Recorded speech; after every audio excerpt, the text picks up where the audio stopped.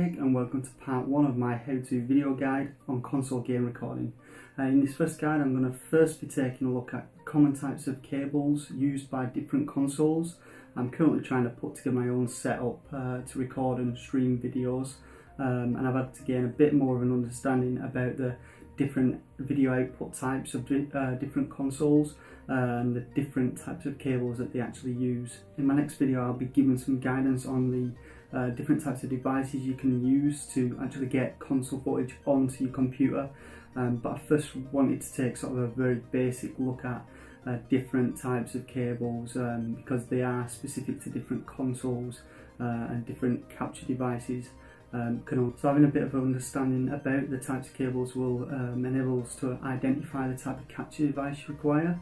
If you're already familiar with cables and video outputs, then feel free to skip this video and move on to part 2. I would advise though that if you don't watch anything else, at least watch the section of this video that refers to SCART connectors.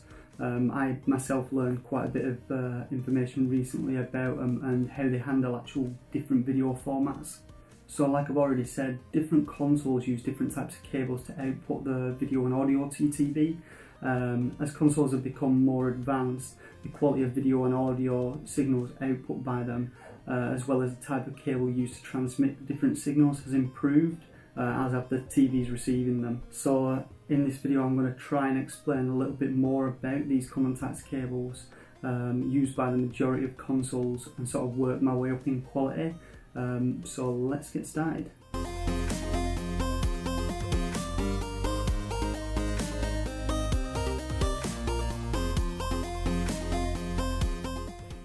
So first off, we've got the good old coaxial AV cable. This is the most basic form of output from a console I've actually had experience with. It basically outputs an analog signal from the console to the aerial port on your TV, and this one's actually for the Sega Dreamcast, which is a bit weird since it's quite a modern console in the grand scheme of things. The image quality provided by this cable is generally pretty terrible. And most of the retro consoles at least have composite video, so I won't actually be covering how to capture video footage using this cable in this video series.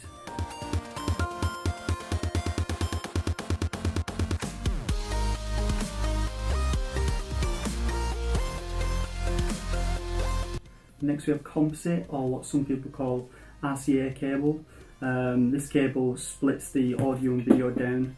So you've got left and right audio provided by the red and white, and the yellow provides video. A lot of consoles like the Dreamcast, the original PlayStation and the original Xbox all use this type of cable. The NES actually uses a version of it, but it only has a mono audio output. The other end of these cables also usually have proprietary connector that's specific to the actual console.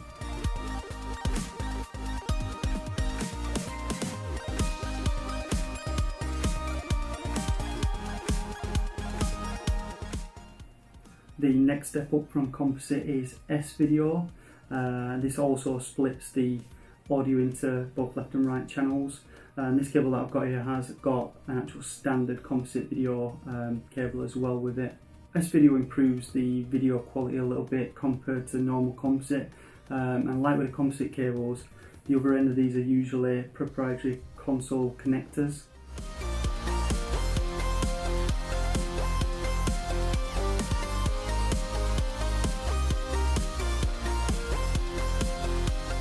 Another type of standard definition video cable is component cable. This is similar to composite apart from it splits down the video signal into 3 separate cables, and it also has the left and right audio cables as well. Unfortunately I haven't actually got one of these cables to preview it for you, but the only type of console that I know uses it is the original Xbox 360. But that also has a HDMI port, so I won't be actually covering how to record video using this type of cable in this video series.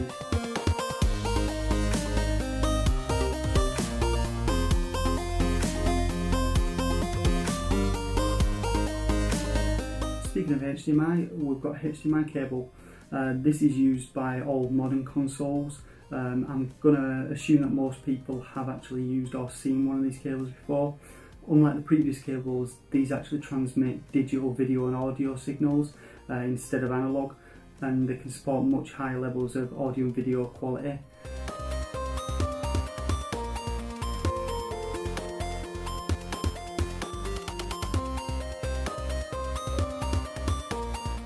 So lastly in this video, I want to talk about SCART.